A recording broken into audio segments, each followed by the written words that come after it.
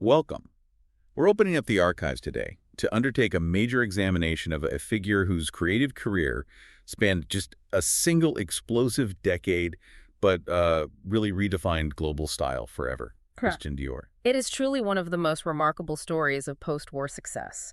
Our mission today is to thoroughly examine the available source material, focusing on the fascinating details of Dior's life, his, wholly unexpected path into haute couture, Right. the revolutionary moment of the new look, and crucially, the intense, complex life of the man behind a global empire that we know achieved staggering prominence on 5 continents in only a decade. That speed is just astonishing. It's hard to believe that such a foundational cultural change could be achieved in such a short period. We're not just looking at the beautiful clothes, we are charting his unexpected journey, the wartime compromises and triumphs that shaped him, and the incredible volume of influential design lines he produced year after year. Exactly. To understand Dior, you have to appreciate the context. We'll be exploring not just what he designed, but the profound sociocultural why. He didn't just introduce a new style, he offered an antidote to the austerity of wartime rationing. A release. A total release, ushering in a dramatic, opulent femininity that the world was absolutely hungry for. We will trace his path chronologically from his early artistic passions, which are, I think, key to understanding his later geometry, to the full, complex evolution of his designs. So let's start at the beginning. In Granville, Normandy, France, Christian Ernest Dior was born there on January 21st, 1905, the second of 5 children. And he was born into, well, considerable privilege. A great deal of it. His father, Maurice Dior, was a prominent fertilizer manufacturer. Dior Frères was the family firm. The sources are clear that when the family moved to Paris when Christian was about 5, there was a specific elite trajectory laid out for him. And that trajectory was certainly not fashion. Yeah. Not at all. The family intended for him to become a diplomat, preparing him for the highest levels of French society and politics. He even attended Sciences Po, an institution geared toward training the next generation of government elite. But his true passion lay entirely elsewhere, in the world of art. This is a vital point to grasp because it sets him apart from so many other couturiers who began as, humble tailors or apprentices. Dior was an architect of silhouettes, not just a cutter of fabric, and that comes directly from his immersion in high art. So after leaving school around 1928, he gets his father to subsidize him. Right, and he opens a small art gallery. This was a short-lived but massively influential interlude lasting only 3 years. The roster of artists he championed. I mean, it reads like a who's who of 20th century modernism. Yeah. We are talking about genuine artistic royalty. Pablo Picasso, Salvador Dali, Jean Cocteau, and Alberto Giacometti. Being immersed in that world of cubism, surrealism, and abstract thought was formative. You can draw a straight line from that experience to his later work. His collections weren't just clothes, they were geometric studies, the A line, the H line, the vertical line. So he's thinking conceptually. He's thinking conceptually. He approached the female form with the same sensibility that Giacometti approached bronze or Picasso approached a canvas. He learned how to manipulate perception, structure, and theme.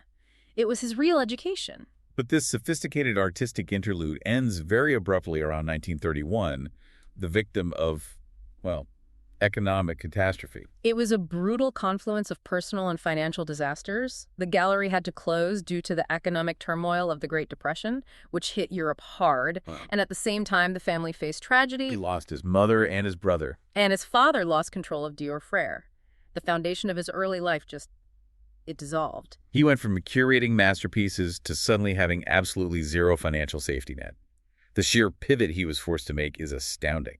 He had to generate income immediately, which meant using his artistic skills in the most accessible way possible, creating and selling fashion sketches. He was selling these sketches outside his house for an almost impossibly low price. The record shows about 10 cents each, 10 cents. which adjusts to roughly $2 today. This detail really drives home how desperate his situation was, trading high art for commercial survival. But ironically, these commercial sketches were the true entry point into the industry he would conquer. And the quality of those necessity-driven sketches eventually caught the eye of a true fashion veteran, Robert Piguet. Yes, Dior joined Piguet in 1937, where he designed for 3 collections. He deeply credited this mentorship, noting that Piguet taught him the virtues of simplicity through which true elegance must come. And that lesson, simplicity as the foundation of elegance, is sometimes forgotten when we think of the later New Look extravagance, but it was fundamental to his early success. Absolutely. And he tasted success quickly at Piguet. His Café Anglais, a day dress featuring a short, full skirt, was highly praised. And you can see it there, can't you? That short full skirt is a shape that clearly anticipates his post-war revolution. It's a direct precursor. This period was also crucial for networking. He worked side by side with Pierre Balmain at Piguet.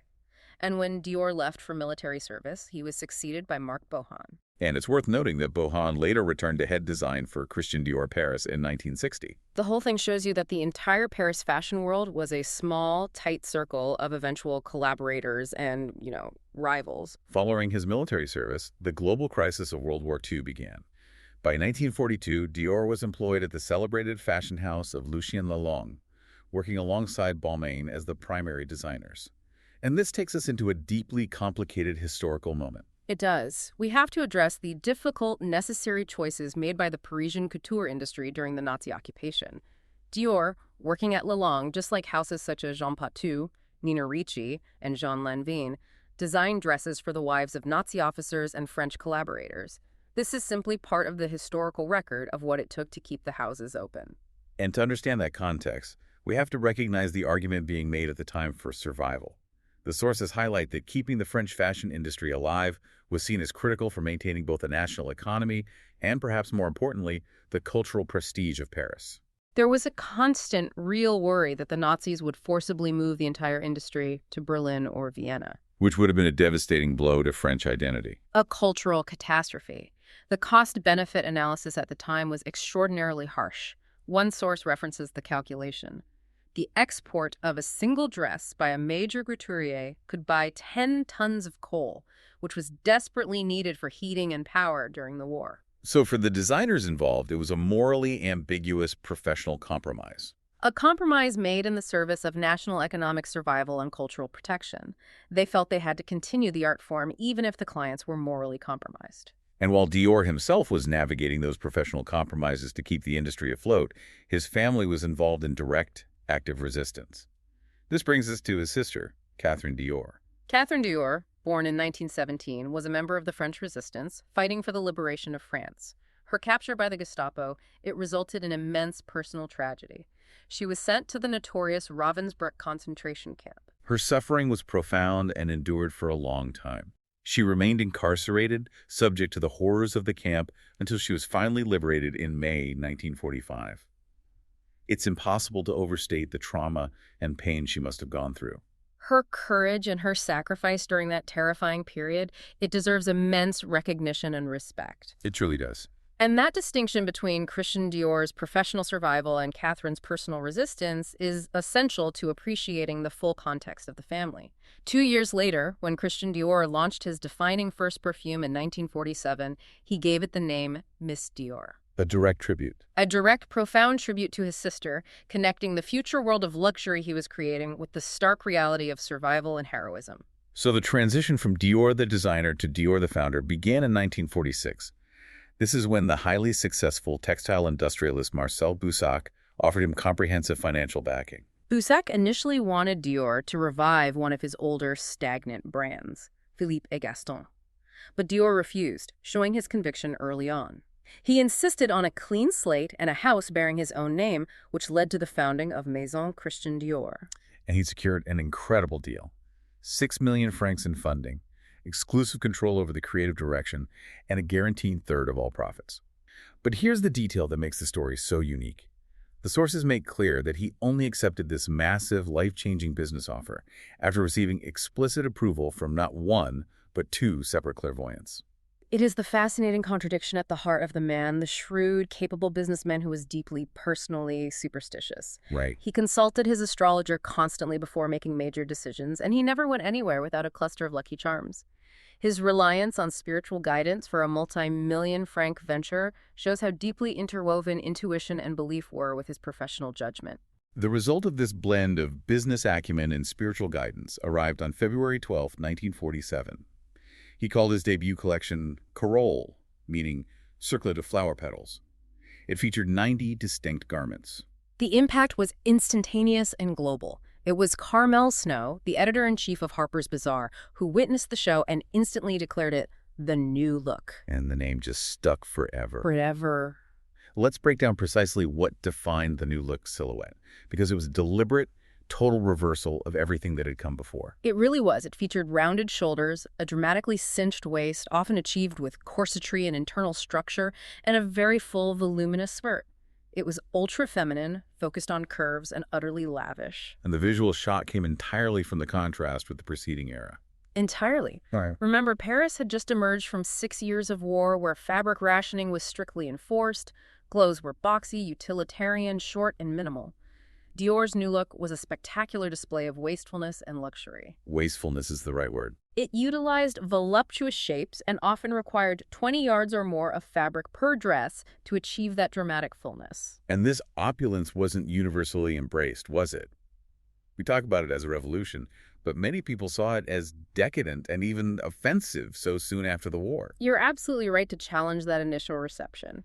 While the fashion elite loved it, there were protests, particularly in the United States, against the perceived wastefulness.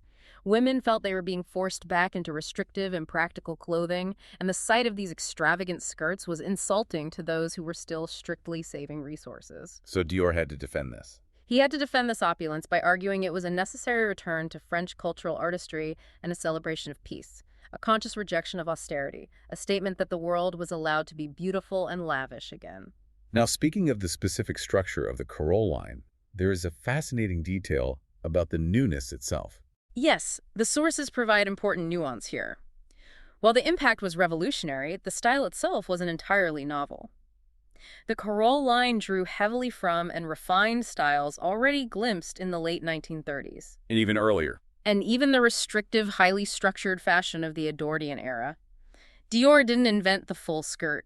He maximized and crystallized a historical desire for opulence, turning it into a commercial phenomenon. And we must acknowledge the essential contribution of a young Pierre Cardin to this defining moment. Absolutely. Pierre Cardin was the head of Dior's tailoring atelier for the first 3 pivotal years.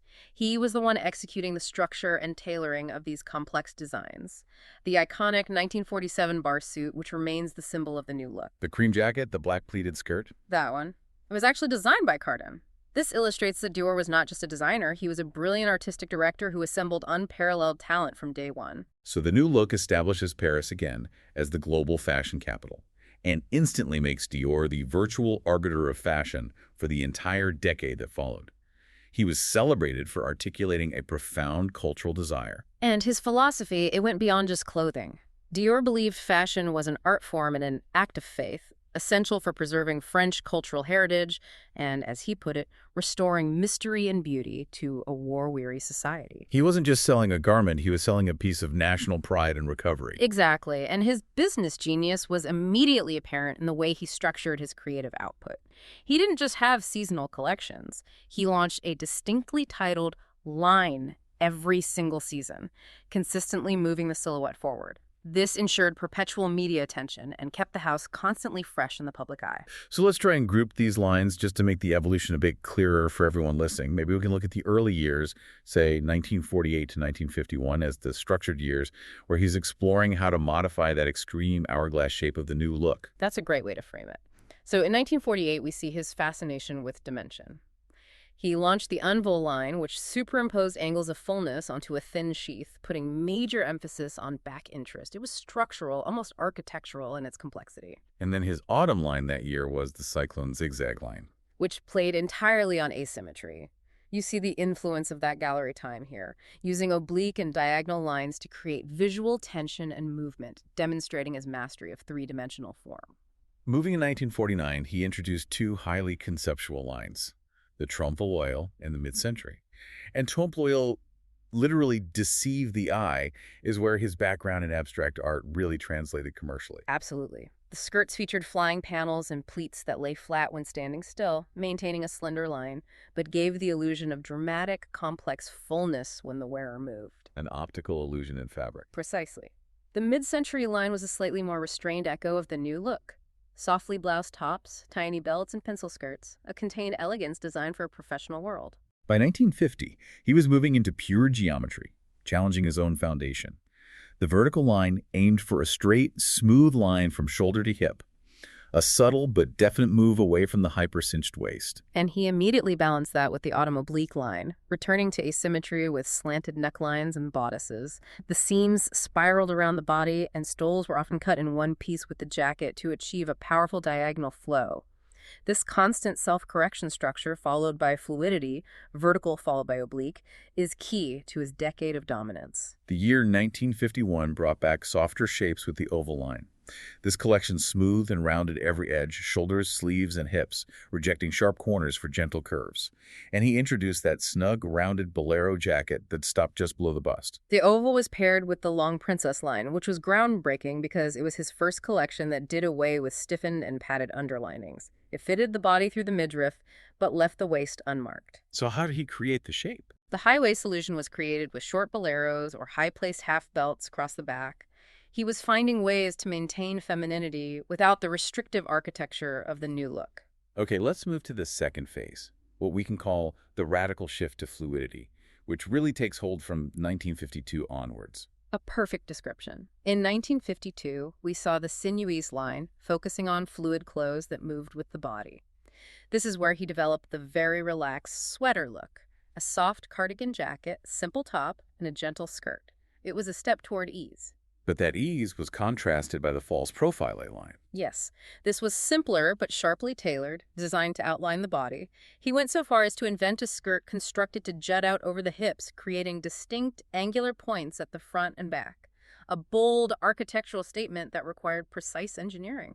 And 1953 saw the return of structure but shifted upward with the tulip line. Right. This re-emphasized the upper body, sometimes reintroducing padding over the bust and rounding out the shoulders into petal shapes, drawing from that floral imagery of the Carole debut. The Vivante Cupola line gave the media its headline, a 2-inch rise in the hemline, signaling a break from the floor-grazing opulence of the early new look. He also featured barrel-shaped coats with dramatically rounded shoulders and ball skirts, compensating for the shorter hem by raising the bust line to maintain an illusion of length. Always thinking about proportion. Now we arrive at the critical years, 1954 and 1955, where Dior fundamentally repudiated his own initial creation. First came the relaxed 1954 Muguet Lily of the Valley line. Relaxed suits, pleated skirts, and a less emphasized waist. It was a gentle step away. But the real bombshell was the H-line. This was his most radical philosophical statement yet. He sought the tapering figure of a young girl, deliberately flattening the bust and increasing the distance between the bust and the hip. It aimed for a straight, columnar silhouette. This was a direct, definitive move away from the hourglass, predicting the coming obsession with youth culture. The H-line paved the way for the commercially massive success of 1955, the A-line. Flaring dramatically from narrow shoulders and a wide triangle, sometimes stiffened at the hem, this was a complete U-turn from the original new look. It was sleek, modern, and almost entirely waistless. He also presented the Y-line that year, focusing on a top-heavy look over a slender body, often using long, waistless tunics with deep side slits. By 1956, the silhouettes were high and straight. We had the Fleshero F-line, characterized by a high waistline. Jackets were often cut off above the waist to show the belt of the dress underneath. Or loose jackets were belted well above the natural waist over slim skirts.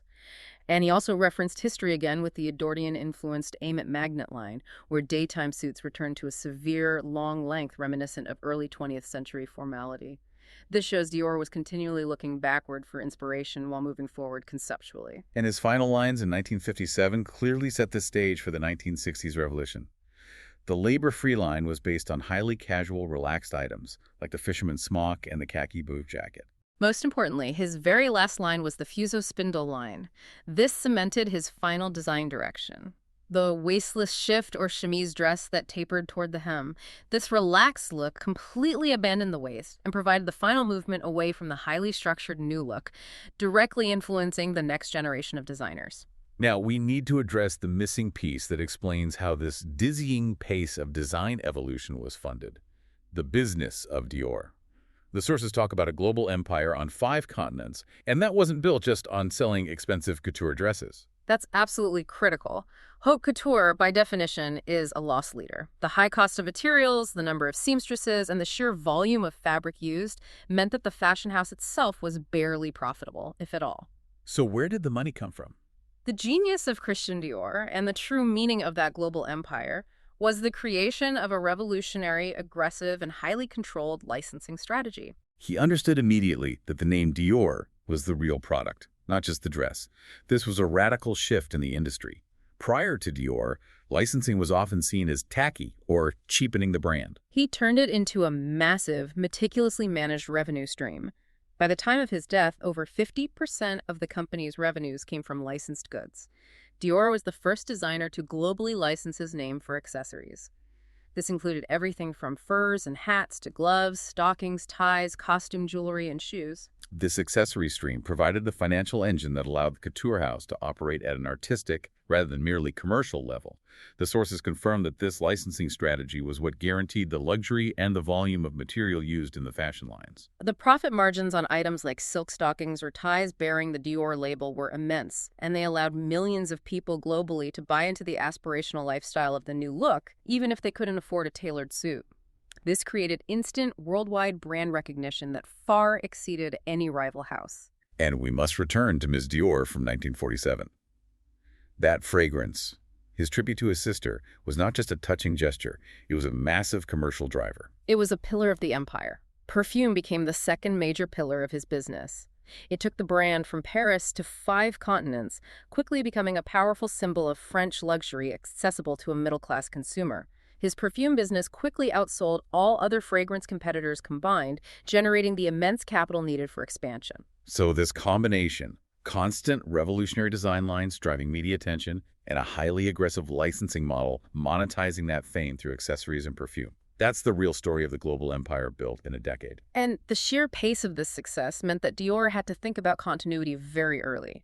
Recognizing the toll the constant production took, in 1955, he brought in a 19-year-old talent, Yves Saint Laurent. A very strategic appointment.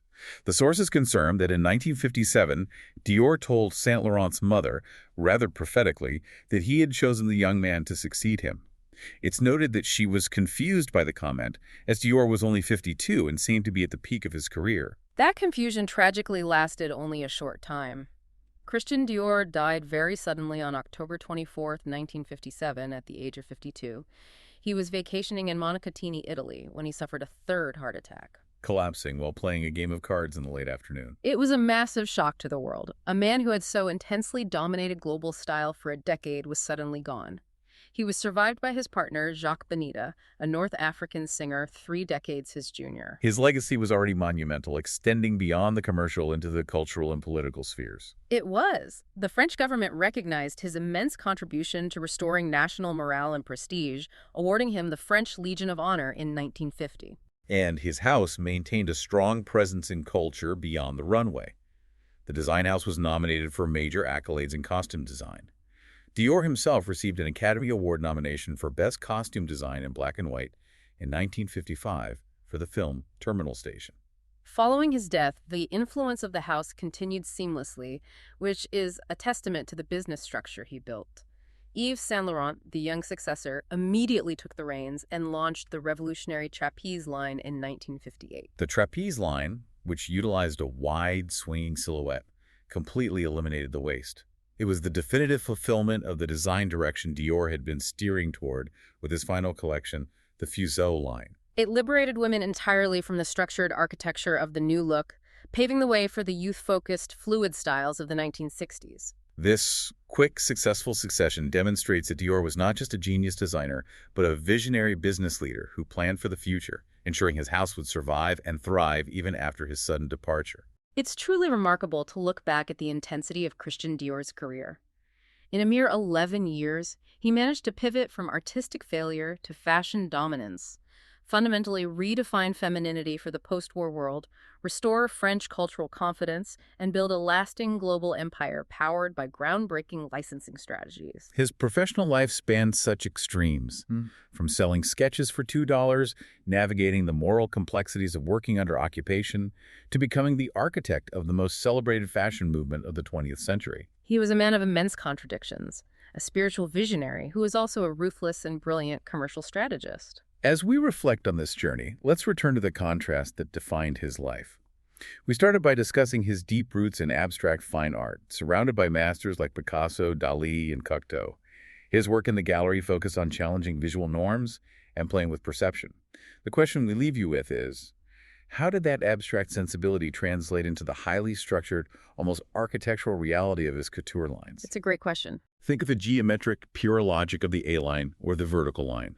How did the chaos and challenge of surrealism manifest in the rigid, beautiful order of haute couture? It's a compelling thought experiment on the translation of artistic vision into tangible form. A fascinating thread to pull on further. Thank you for joining us for this in-depth exploration into the foundational elegance and unexpected geometry of Christian Dior's legacy. Thanks for listening.